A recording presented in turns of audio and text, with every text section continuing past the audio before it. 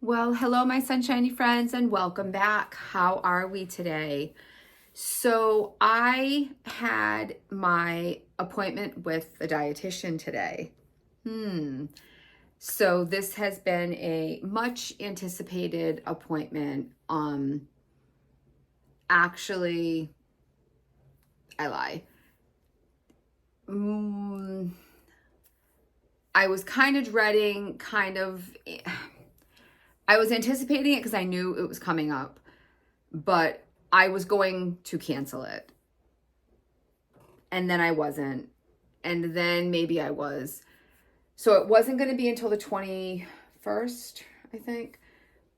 So I was considering canceling. And then the night before last, I got a text message. It was the strangest thing. It was from my the group, the medical group that I belong to. And it said, "You have a fast pass option." I was like, "What is this, Disney World?" Like, I was confused. So I went on my account into my portal, and it actually was giving me the option to change appointments. So my appointment was today. So I took it, and I was like, if I do it right away, then maybe I'll do it. So if I had waited till the 21st, there was a greater chance I was going to cancel it because things are just getting busier and busier. So I went today. Why did I go to a dietitian, you may ask? So, hello everybody, welcome. I am Cheryl. This is my channel that you have stumbled upon. I have been on a weight loss adventure for the past 5.5 months. So I am currently taking Zepbound, which is active ingredient tirzepatide. This is a pen that I inject myself with here, my stomach or my thigh, once a week. And this medication makes me feel fuller longer and potentially stops the food noise, food chatter in your brain to help you be more successful on your weight loss journey. So in seeing my doctor 2 weeks ago, I guess I had my physical, I asked her, like, hey, how many calories should I be having? Because my app is telling me one thing, people online are telling me another thing, the computer's telling me something else. What should I be doing? And she did not know. And I have CKD, which is chronic kidney disease. And if you go online, there's even different information about protein and all of these things. So she said, I think you should see a dietitian, see a nutritionist, she said, and get accurate information. So then I told you guys I was doing that, and everybody was like, oh, make sure it's a dietitian, not a nutritionist. And then I was even more freaked out. So I went to my appointment today, and I did not get a dietitian. I got two. So I had, the woman came and got me. She introduced herself to me, and she said, hey, do you mind if so-and-so is also with us? She's new to our practice, and we'd like her to run the meeting. So she was also a licensed dietitian. She wasn't like an intern or anything like that. So I got two for the price of one. So I met with these two lovely people. I went through the office to get there, and I met a fantastic woman. Laura, if you have stumbled upon this channel, welcome, and thank you so much for being here. It was an absolute pleasure meeting you, and you made the experience so much more enjoyable. Laura worked in the office. She was amazing. So I sat down. They were very nice and said, listen, we know why the doctor said, she wanted you here. Why are you here? She said a lot of times, or they said, what the patient wants out of something and what the doctor says, sometimes it's different. So I basically told them, like, listen, this is what's going on. I'm taking this medication, and I just have some things. I said, I'm not planning on coming back here. This isn't going to be a regular thing. I'm not doing a weight clinic thing, nothing like that. I've been doing pretty okay on my own. told them I have a channel and all of you fantastic people, and that we had some questions. So we started going over some things, and this is the breakdown of it. So my main questions going in was, how many calories? What should my calorie deficit be? How much protein? Is my protein, should it be different because of the CKD? What should my water intake be? Should I be taking collagen? And someone in the comments or on my Facebook page had asked about the carb, protein, vegetable percentage per meal. So I brought these things to these women, and these are the answers that I got. And I do have to preface this by saying, I know a lot of people have gone to nutritionists and dietitians and said that they've gotten a lot of mixed answers. I just want to say that this was I was very concerned going in. You know, you feel very judged. They were both extremely skinny, beautiful women. I felt no judgment, and this was an absolutely positive, wonderful experience. I really came away from it like I had got something, like I was being heard, and like the information that they gave me was helpful. So I asked them how many calories I should be consuming. They said, how many are you consuming? So as many of you know, I am, according to the app that I use, my calorie intake is 1,200. And they were like, that's low. You know, and generally I try to go between 12 and 14. So they did say that that was low. However, they did say, I don't want you to count calories. And I explained to them that I'm not on this diet. I'm not doing that whole thing. I still eat food and concentrate more in portion size. And they said 100%. They said, especially taking this medication, no one should be dieting. No one should be eating things that they're not going to normally eat for the rest of their life. So I know I've had some comments before when I'm making like chicken teriyaki about the teriyaki that I use and how much sugar it contains and all of these types of things. Excuse me. And they both agreed that you should 100% still be using those things. Don't stop using the things and eating the things that you would normally eat. Just do it consciously.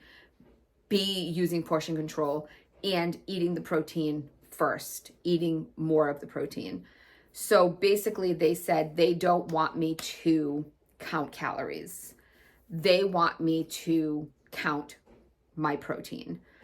90 grams of protein is what they want me to be getting. That scares me because I struggle to get 50 to 60. So that is my goal. I will be attempting, and that's with the CKD. They said, yep, 90, you're fine. 90 is where we would like you to be. In an ideal world, it would be 30, 30, and 30 throughout the day. I might not get there. Protein shakes are fine. Put the protein shake in there if you're not getting your 90. They would like me at 90 most days. If you're 60, you're 50, like once or twice, don't stress over it, basically is what they were saying. But the 90 grams of protein is more important to them. And they're insisting that if I'm doing 90 and not counting calories, I will still continue to lose weight.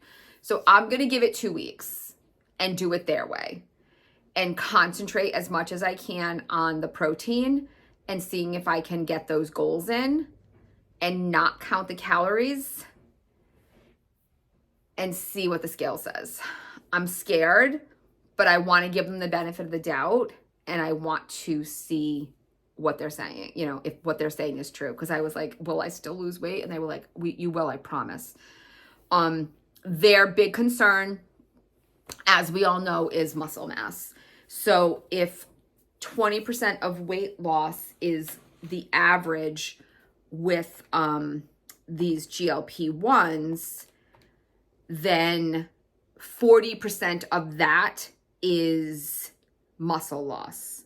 So if I lost 44 pounds then 40% of that would be 17 pounds of muscle loss. So the protein and the intentional exercise and weight training is the two things that they think is the most important to try to assist with the muscle loss. So I am going to do my best. I have 5-pound weights. I have my resistance bands. I'm going to do my best to start putting that in there as much as I can. They have my medical history, obviously. So that was something that, they said I still have to be extremely careful about. They know my medical history. I have shared much of my medical history with you guys.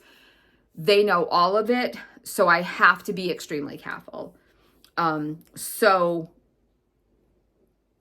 protein and any intentional exercise are the two number one things that the dietitians are telling me today.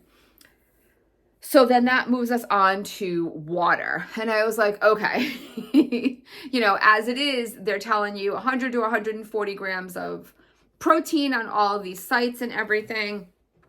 And they're telling me 90. So I'm going to go with theirs. So I was like, okay, what about the, gazillion ounces of water a day? And they said no. They said, when you go to the bathroom, when you pee, making sure that your pee is not yellow. If your pee is not yellow, you're good. You don't want it to be clear. If you get to the point where your urine is clear, you're drinking too much water, back it off. So I was like, well, everybody's pee has a color. Like when you pee, the toilet bowl turns a different color. So we were talking and they were basically like, you get that smell or that color when you eat asparagus. If you get there, you're not drinking enough water. You got to drink more. So I don't have any issues. And I told, this is some days, I'm lucky if I get in one. Yesterday I had almost 4. So as long as your urine is urinating properly and you're doing all the things and, it's not yellow and smelly, you're okay. So you don't need 999 ounces of water and 1,800 Stanleys. I did mention the electrolytes and they kind of made a face when I did. And I couldn't remember. I knew I had another question and I never got to circle back to it. I'm going to continue with my drip drop just because it only has the 5 calories or 10 calories or whatever it is. And I'm getting my magnesium and other things in there still, which reminds me, Maria, I'm taking my magnesium right now. Okay. Little mommy Maria's getting on me about doing my things. So I'm doing it. Okay. I took my magnesium. I'm drinking my water. I just had my fiber. I'm doing all the things today, people. So water, don't stress as much as we have been is really kind of what I took away from that. So I asked about the carb, protein, vegetable to your meals. Protein's number 1. So obviously, there doesn't have to be a percentage. And this was what they were really trying to reiterate. Guys, don't go on a diet. This isn't a diet, right? This is lifestyle. And that's why slow and steady is better, because the longer it takes us to do this, the more intentional it's going to be.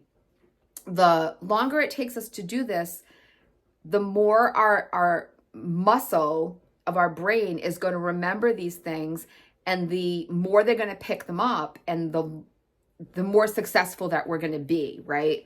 So protein is going to be number 1.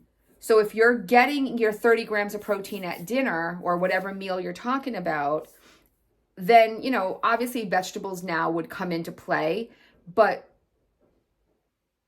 it doesn't have to be looking at your plate. She showed me, the girl showed me a mouse and said, that's basically your protein. So it was about this big. It was a little bit smaller. Yeah, it was about that big. So she showed me a mouse, and said, this is the size of the protein that you want to be having. So have your protein, have some vegetables, and have some carbs. And they did say, and I was starting to get a little concerned because I've gotten some comments. My son is really big on chicken and rice right now, so I eat rice once or twice a week, and I've seen some people say, like, no.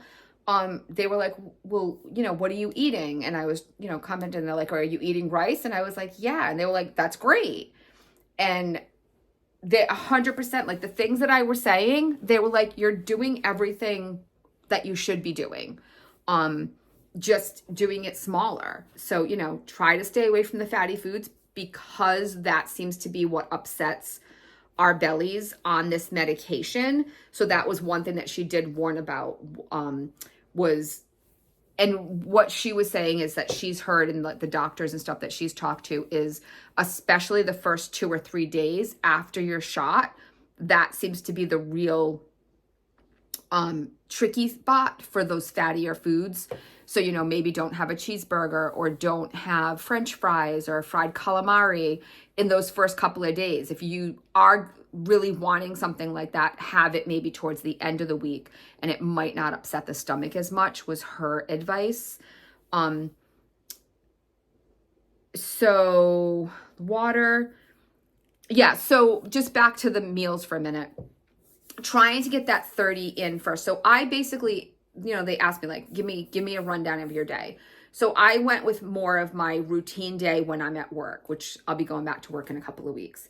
So my morning would usually be my protein coffee, which I'm not getting all of that much protein in there with my 3 or 4 ounces of protein. So my protein coffee, and then I go to work, and to work I would either bring some type of a protein bar or a protein shake with me, maybe have that if I'm hungry around 9:30, 10:30. And they were basically saying, like, try to force yourself to have it. Because you want to get that protein in, and because this medication is telling us a lot of times we're not hungry. And that was one of the biggest problems with the medication, is it's telling us that we're not hungry or that we're full, but we still need to be fueling our bodies, right? So trying to force myself so that way I've got my 30 grams before lunchtime, and then trying to have, and for lunch I've been pretty okay, not at home during the summer, but when I'm in school. So I'll do chicken or some type of leftovers or tuna fish, something. So trying to get, and I don't think I get 30 grams in at lunch. I usually probably go like 15 to 20, if that. But it is what it is. And then for dinner, aiming for that 30 again. So we did talk. So that's basically like my day. And then they were like, what about snacks? And I was like, at work, like, it, not these 4 months that I was taking it when I was at work, very seldom did I have a snack. And they were like, you should be, having some snacks, have some protein. So I bought more Clio bars today. So those are really good. In the morning, substitute your yogurt with protein yogurt. The Oikos 000 is really good. That, I think it has 20 grams of protein. Make a smoothie that has protein. So these are things that I'm going to try to put in during the course of a day. The Clio bars, they're 4, I bought the minis. Those are 4 extra grams. Some nuts. At night, I'll throw in some PB2 into my Cool Whip. And I have to say, guys, I bought the regular Cool Whip because the calories were like almost the same. The sugar content was the same. And it was a bigger container for less money. I don't like it. I really like that sugar-free Cool Whip. So it's weird because I have like a full thing of the other one in the freezer, and I've taken like a couple of bites, and I'm like, it's just not the same. There was something about the sugar-free that like I just enjoyed, and I would mix the PB2 with it to get some extra protein. But it's probably the only thing that I've ever found that I enjoy that's sugar-free. So that is something I'm definitely going to switch back to next time I go to the store. I'm not really a fan of the regular Cool Whip at all. I love that dang sugar-free Cool Whip, and that's like a treat that I like at night. But if I mix some PB2 in there, then I'm getting some of that protein, right?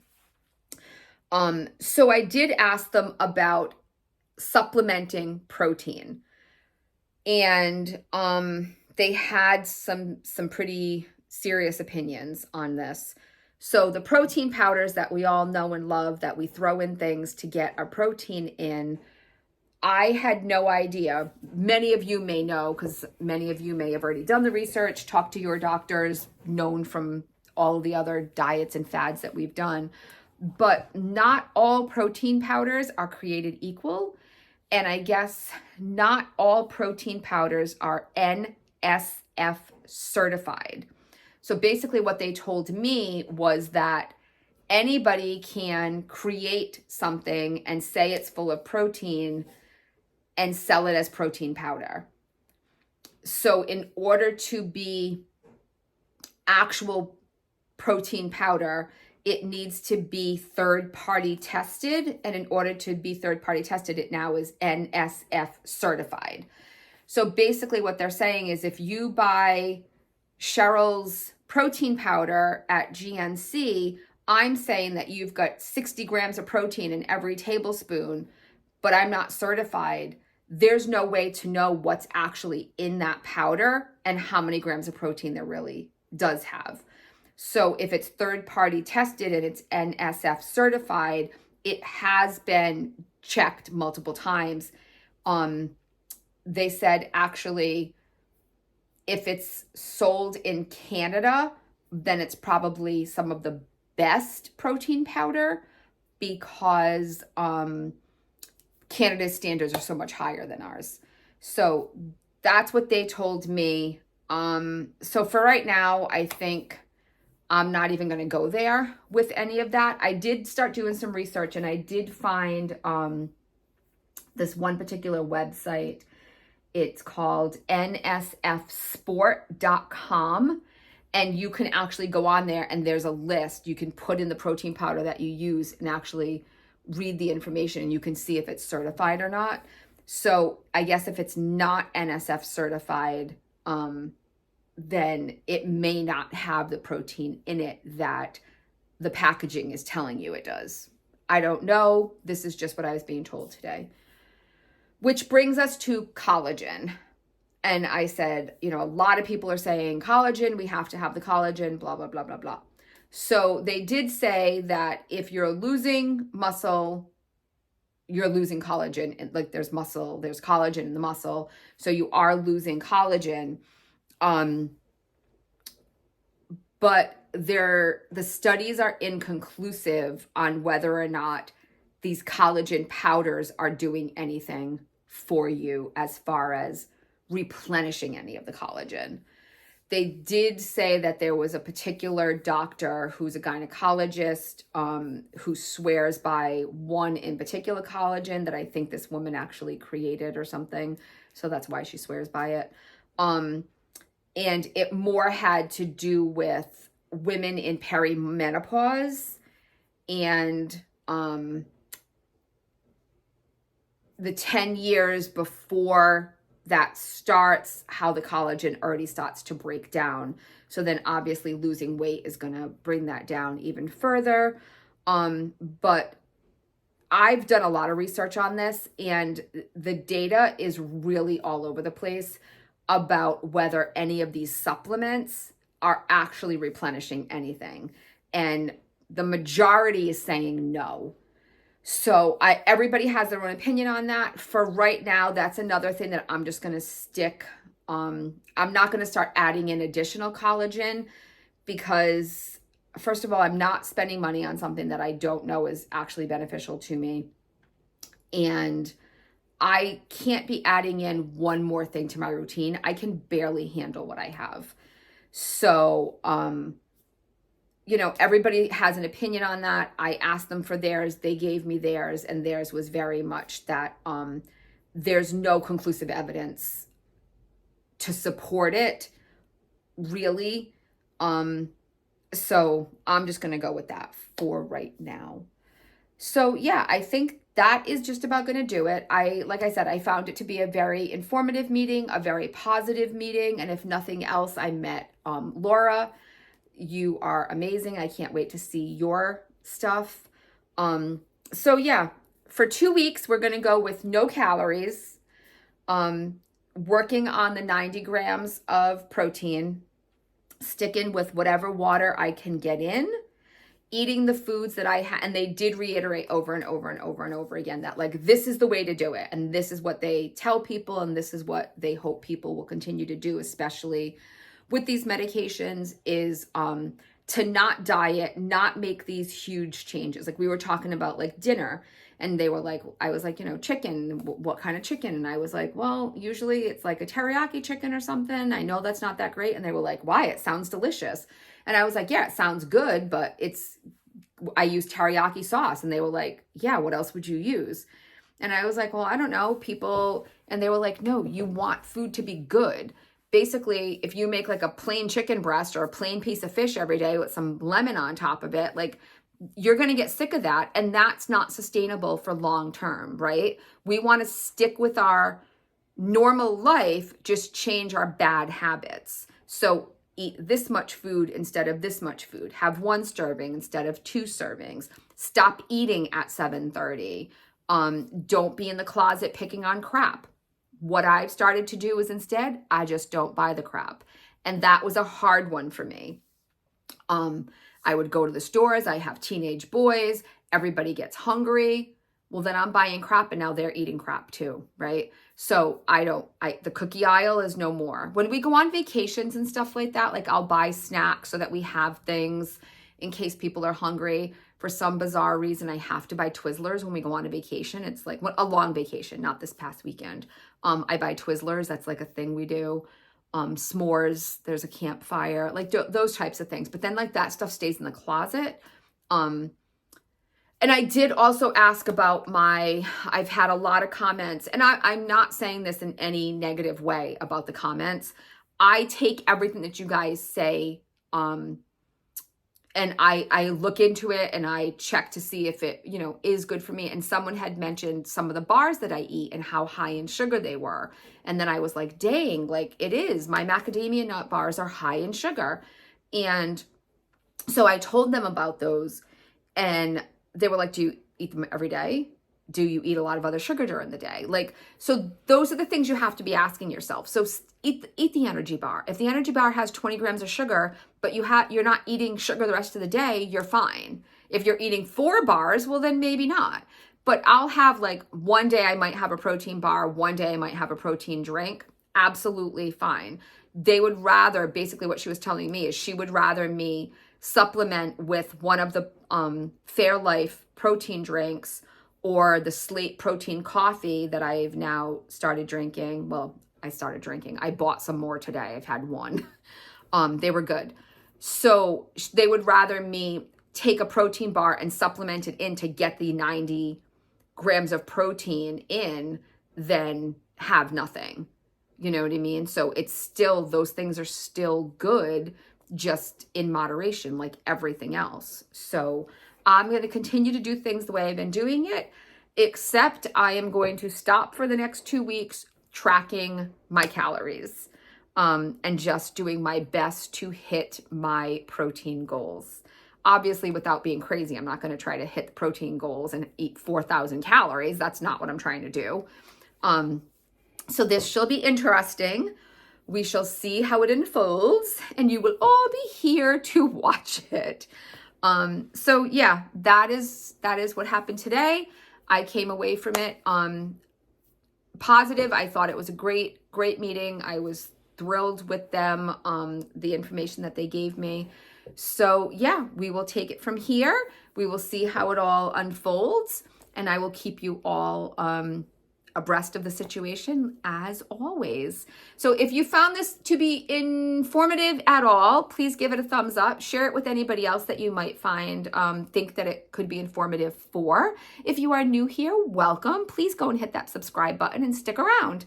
Everybody else, we'll see you real soon. Thanks for being here, guys. Bye.